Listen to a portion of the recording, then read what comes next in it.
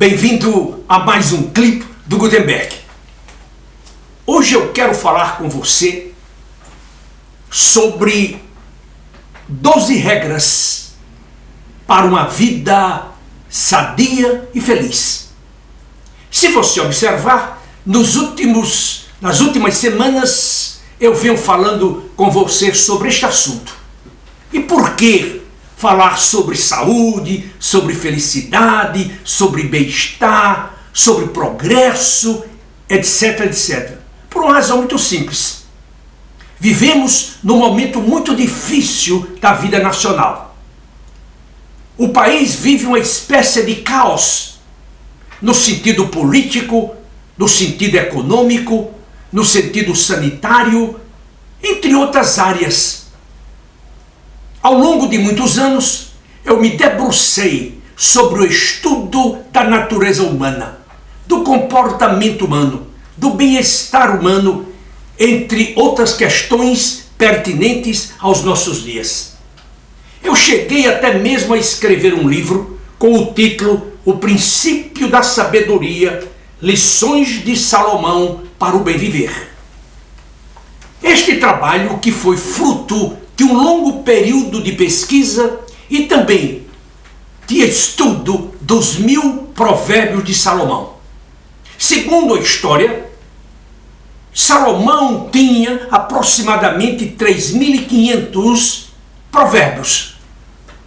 Dizem alguns scholars que ele costumava coletar esses provérbios, que ele não escreveu todos, apesar de ter sido considerado o homem mais sábio de seus dias.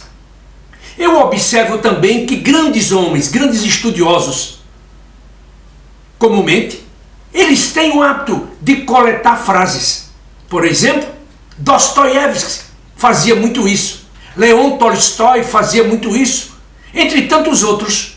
Eu, particularmente, tenho aqui sobre o meu escritório inúmeras caixas cheias de pensamentos que coleto de livros, de artigos, de comentários feitos na televisão, entre tantas e tantas outras fontes. Então, por esse motivo, eu quero hoje falar com você mais uma vez, dirigir uma palavra a você mais uma vez, sobre essa questão, 12 regras para a vida moderna. A primeira coisa que eu saliento e chamo a sua atenção diz o seguinte: cuide de sua postura pessoal. O que é que isso significa? Ande de forma ereta, dê passos firmes, expresse segurança e autoconfiança. Se você demonstra isso, você terá maior facilidade de ser aceito pelos outros, porque você transmite inspiração, liderança e domínio da situação. Ponto número 2. Cuide de si mesmo, de sua saúde física. Como eu sempre digo, o corpo humano é o templo do Espírito Santo de Deus e você há de cuidar dele com todo o zelo possível. Cuide de sua mente, expanda sua mente através do estudo, através da pesquisa, através das conversas, das viagens, etc, etc. 3.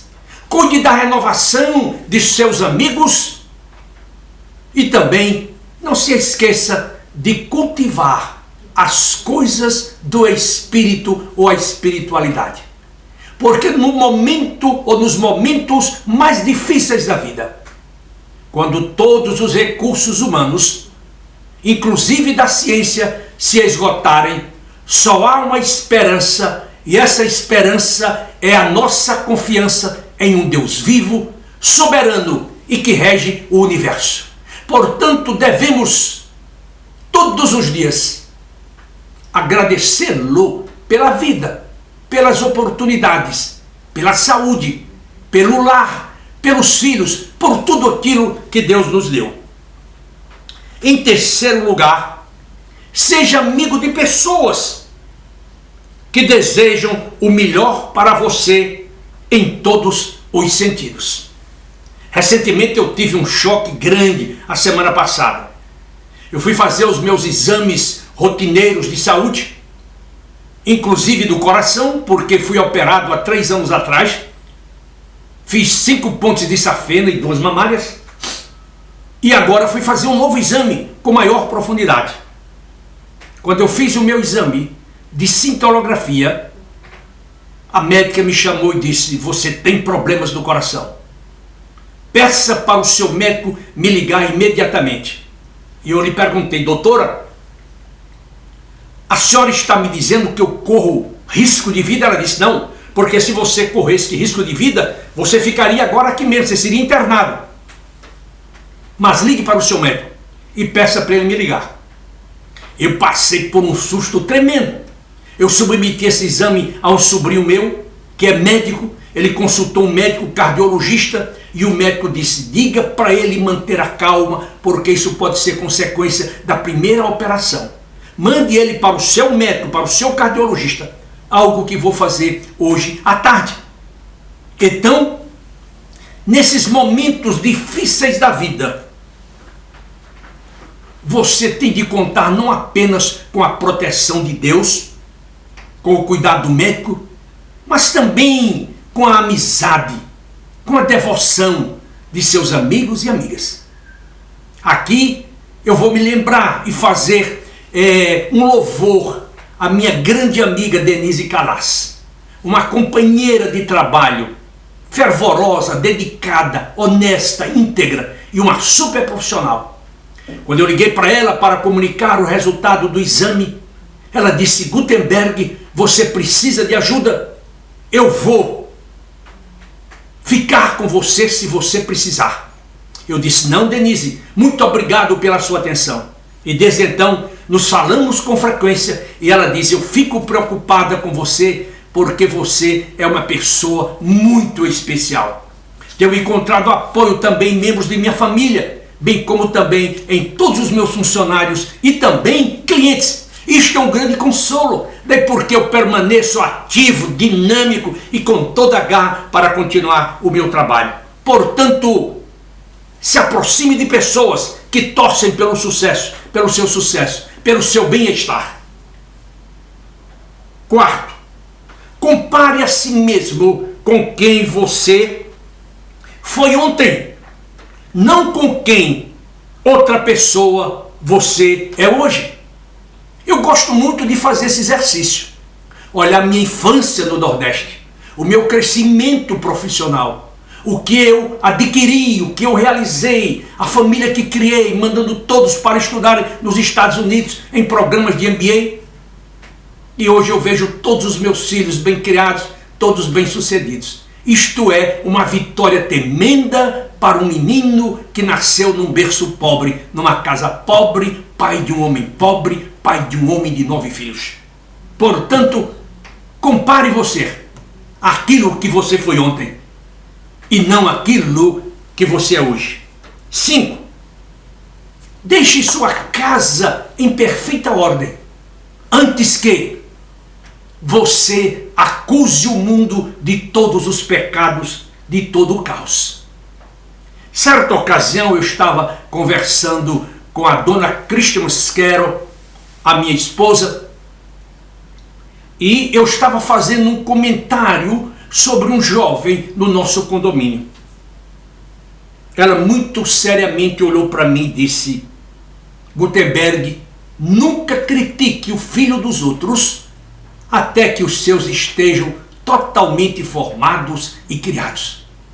Aquela foi uma lição valiosa, porque ela justamente justifica este princípio. Antes de você criticar o filho do outro, antes de você criticar a casa do outro, antes de você criticar o mundo, olhe para dentro de sua casa. Ou se preferir, antes de criticar o outro, olhe para dentro de você para ver quais são os pecados que você cometeu, quais os erros que cometeu e se também os corrigiu. 6. Não deixe seus filhos façam algo que faça você deixar de gostar deles. Eu acredito que, pelo menos fui criado assim, fui ensinado pelos meus pais, que os filhos são a herança de Deus é a herança do Senhor, é a bênção que Deus nos dá, é a certeza da continuação de nossas famílias. Daí porque gosto muito desta expressão paulina: e vós, pais, não procureis, não provoqueis a ira de vossos filhos, mas criai-vos na disciplina e na demonstração do Senhor. Este trecho foi extraído da carta de São Paulo aos Efésios. É uma lição preciosa para todos nós. Sétimo, busque o que é significativo, não o que é conveniente. Como já disse em clipes anteriores, nós vivemos numa sociedade materialista, consumista e superficial. O individualismo está ficando exacerbado. Veja, já perdemos mais de 445 mil pessoas no Brasil no período de um ano. E a sociedade, ou parte da sociedade, continua a fazer as suas festas, os seus encontros, as suas farras, independentemente dessa mortandade. Meu Deus, esta é uma hora para que todos nós nos joelhamos e peçamos a Deus para que nos proteja as nossas famílias, os nossos vizinhos, os nossos colegas, e não para festejarmos diante de um caos tremendo. Princípio número 8. Diga a verdade, ou pelo menos não minta. Não minta. Nós estamos acompanhando a CPI da Covid e vejam quantos altos executivos do governo descaradamente mentem. Descaradamente mentem. Negam o que eles publicaram ontem, o que eles escreveram, o que eles falaram. E o que é mais interessante é que o presidente sempre se refere a um versículo da Bíblia extraído do livro do evangelista João, quando ele diz: e conhecereis a verdade, e a verdade vos libertará. Na verdade, a mentira está nos enterrando, está nos afastando da verdade, da luz, da luminosidade. 9. Assuma que a pessoa, que o indivíduo com quem você está conversando possa saber algo que você não sabe. Portanto, nunca subestime a sabedoria do seu interlocutor. A sabedoria não provém dos estudos solitários. A sabedoria vem do aprendizado que você colheu das experiências que você viveu. E muitas vezes nós nos esquecemos. Nós nos esquecemos. Às vezes nós passamos por um indivíduo que está na sarjeta e o desprezamos. Talvez aquele homem seja um sábio e nós não o reconheçamos em função do seu estado ou do estado a que ele se submeteu. Daí porque eu gosto muito da sabedoria judaica, porque o judaísmo tem muito a nos ensinar nesse sentido. Ensinamento número 10. Seja preciso e objetivo no que você diz. Aqui permita-me mais uma vez chamar a sua atenção para as palavras do Cristo que dizia: e o vosso falar seja sim, sim, não, não. Em outras palavras, deixe de enrolar. Ontem nós vimos o ex-ministro das Relações Exteriores do Brasil querer fazer jogo de palavras, esconder os seus pensamentos, esconder os seus valores ou seus não valores do Senado e do país. Uma vergonha. Uma vergonha, homens que não têm a capacidade de sustentar publicamente as suas teses ou seus valores. Estes homens causam grandes danos ao país atual e também ao futuro do país. Eles são maus exemplos porque eles são perversos. E eles mentem e procuram mentir descaradamente, como já disse. 11. Não importune os seus filhos. quando eles estiverem brincando, quando eles estiverem pensando, quando eles estiverem lendo ou quando eles estiverem sozinhos. Aqui eu me lembro de um filme que vi sobre Bill Gates quando era criança. Depois eu li o livro sobre o pai dele e toda a sua família. Quando ele era menino, quando ele não queria sair com a sua família, que ele queria ficar lendo, estudando, pensando. Quando a sua mãe o colocava para dormir, ele levava uma lanternazinha para, sob o seu cobertor, ficar lendo à noite. Outras vezes ele se escondia na garagem, quando o pai queria levá-lo para a igreja ou para qualquer outro lugar.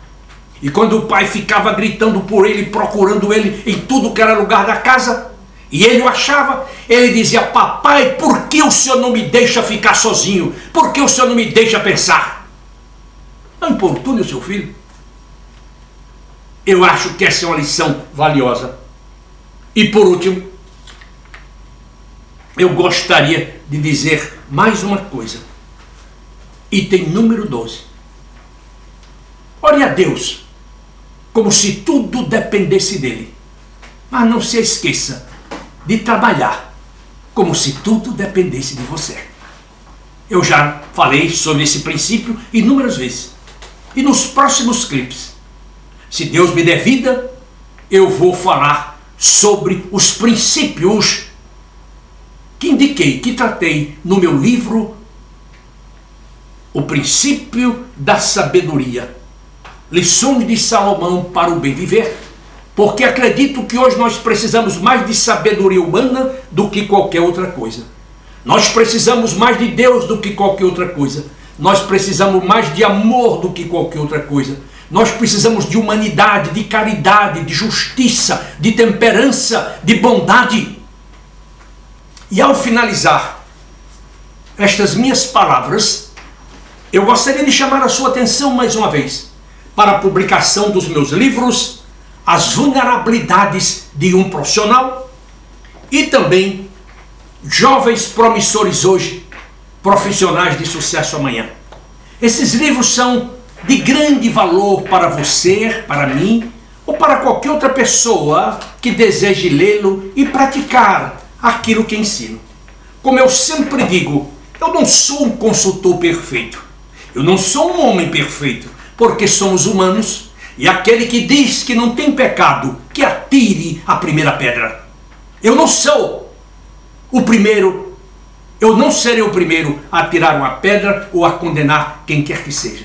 Mas eu gostaria muito que com o meu trabalho você evoluísse, você crescesse, você expandisse a sua mente, cuidasse da sua saúde, cuidasse de seus relacionamentos. Quero chamar também a sua atenção para o novo livro que deverei publicar em junho, Cartas de um Coach Executivo ao seu filho. Como disse em clipe anterior, foi um livro que escrevi com o meu coração, com a minha alma, como se eu, um sábio, estivesse querendo passar lições valiosas para os meus filhos.